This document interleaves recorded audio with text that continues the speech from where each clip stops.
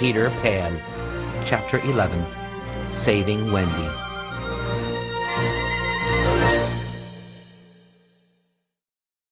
Toodles bragged to the other boys. Aha! I have shot the Wendy bird. Peter will be so proud of me. This is no bird, Said Slightly. it's a girl. Now I understand. Said Curly.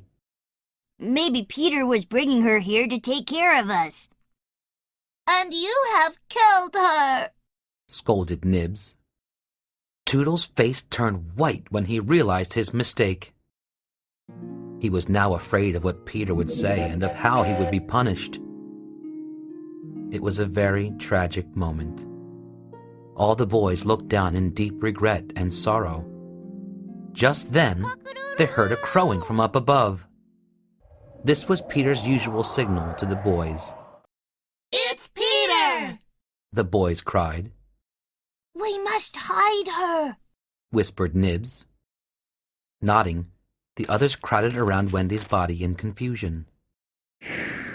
Greetings, boys. Said Peter as he dropped down from the sky. I have good news. I've brought a mother to take care of us all. He looked around at his boys. There were none of the usual salutes or cheers. Why aren't you cheering me? He asked. Why so sad? The boys stepped aside for Peter to see and then pointed to the body. She's dead. Said Peter as he pulled the arrow from Wendy's chest. Who did this?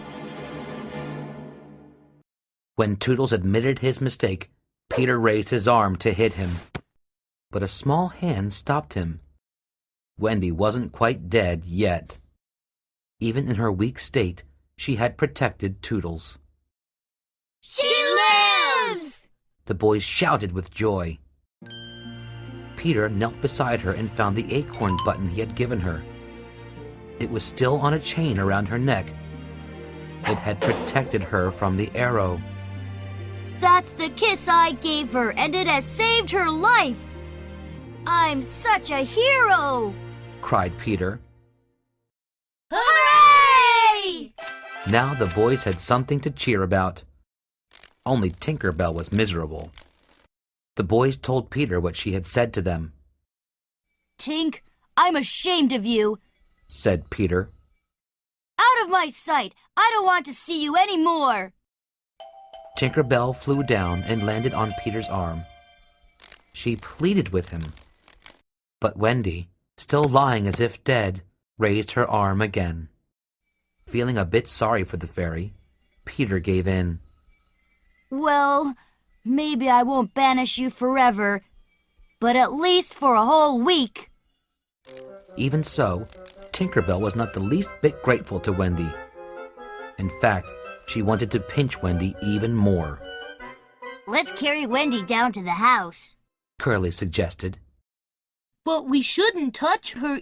Said Toodles. We might accidentally hurt her even more. If she lies here in the open overnight, she'll die. Argued Slightly. Well then, let's build a temporary little house around her right here. Suggested Peter. Bring me the best of what each of you have. You can take it from our house. He ordered in his captain's voice. Happy to follow Peter's orders again, the boys went about finding soft bedding, firewood, and anything else they could think of. They went up and down and all around, working hard to make their new mother comfortable. Suddenly, John and Michael appeared in the sky. They, too, were relieved to see Peter again. Hello, Peter! They yelled. Hello. Peter replied. He had actually forgotten all about them. Peter was busy measuring Wendy to see how large the new house would need to be. John and Michael watched the frantic activity around them. Is Wendy asleep? Asked John, seeing his sister on the ground. Let's wake her up. Said Michael. She can make our dinner. Yes, we're hungry.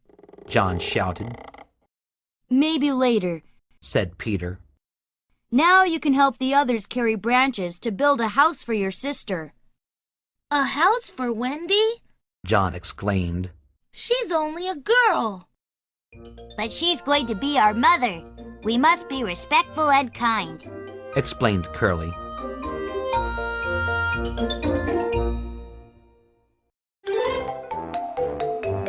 Little Fox.